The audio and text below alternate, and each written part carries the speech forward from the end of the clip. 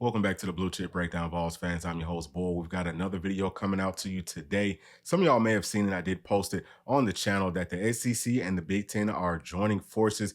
We're going to jump into this article right here on Yahoo Sports by this clown that we just talked about yesterday, Ross Dellinger. Let's take a look at some of the highlights of what they're talking about in this article. All right, so starting off right here, amid one of the most pivotal times in college athletics, the SEC and Big Ten, the two wealthiest conferences in America, are creating a joint advisory group of university presidents, chancellors, and athletic directors to address the turmoil in the industry. The league's two commissioners told Yahoo Sports in an exclusive interview this week. All right, so it goes on to say this nameless joint effort, a historic cooperative movement between the country's most powerful leagues, is an initial step in their intent to steer the future of college athletics.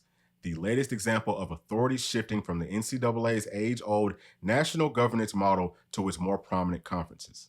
All right, and then it goes on to say the Joint Advisory Board is tasked with tackling the most pressing challenges before the industry in what Big Ten and SEC commissioners describe as an urgent mission to find solutions for issues such as ongoing antitrust lawsuits, most notably the multi-billion-dollar House case, disagreements over the NCAA's new governance proposal, Project D1, we'll talk about that more in a second, and the unsettled landscape of athletic transfer movement, tampering charges, and name, image, and likeness inducements. All right, now something else that stood out to me was this paragraph right here, where the commissioners both strongly rebuke any notion that the creation of this advisory board is a move toward a breakaway from the college sports governing body.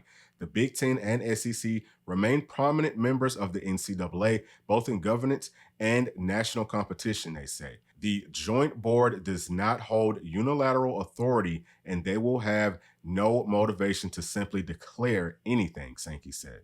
From our perspective, we have a lot that is linked to the NCAA. We want to see a healthy national organization. I think that's very much a need. However, pressures are mounting. We're going to have conversations about what might a path forward mean for college sports.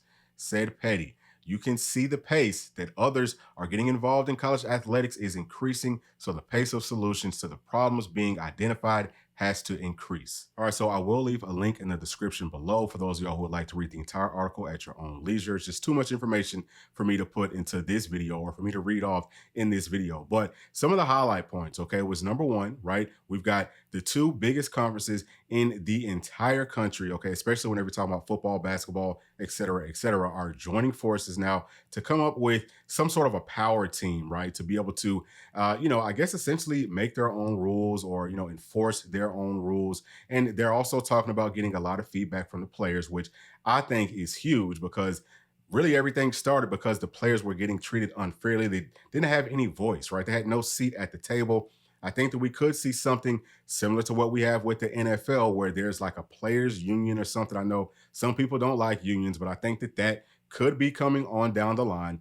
And also something else that stood out to me was that they say that, hey, we're not talking about separating from the NCAA. And I think that that's interesting because I listened to this on Josh Pate. I think it was yesterday, where he's talking about, hey, the NCAA is taking up most of the liability, if not all of it, for all of these schools. That's a really big deal. I don't think that they want to take on that liability themselves. Maybe they shift some of that away from the NCAA, maybe split it, or maybe the NCAA will be fine just saying, hey, this is what our seat at the table looks like. We'll be happy to take it, because it looks like they're about to really get ran out of business. If you also look in that article, they talk about several lawsuits that's being brought up versus the NCAA.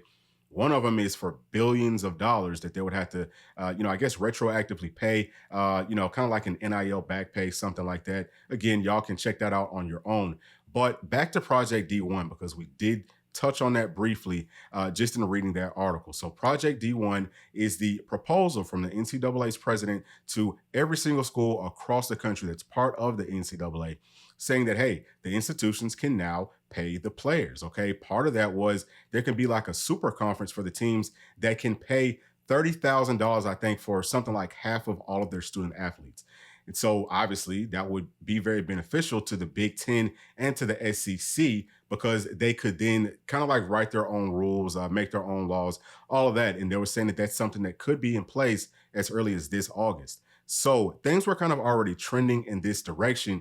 But what it does sound like, just from reading this article, is that the Big Ten and the SEC don't really care for that project D1. Sounds like they kind of want to do something different, okay? And I guess I can get it, because why would you take money from your own institution when you could do things like, get money from boosters and all of that? Now, I think that they kind of talked about doing a little bit of both, in this article. So that would be interesting. But for me, okay, biggest takeaways are: number one, okay, Tennessee looks really, really good in all of this. Now, these two conferences had already sat down. Okay, that's how they worded it inside of this article. They had already sat down and they had already started talking about, hey, we want to try to do something together moving forward, right? The Big Ten actually has something similar to this with the ACC and with the Pac-12.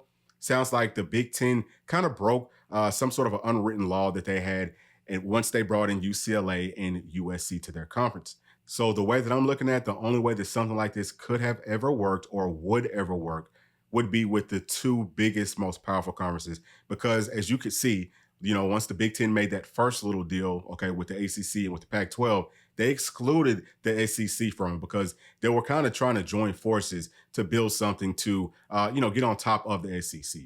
But now, okay, it sounds like the Big Ten come to their senses and said, hey, y'all the only ones that we can sit down at the table and look eye to eye and make something happen with. So I'm really happy about that.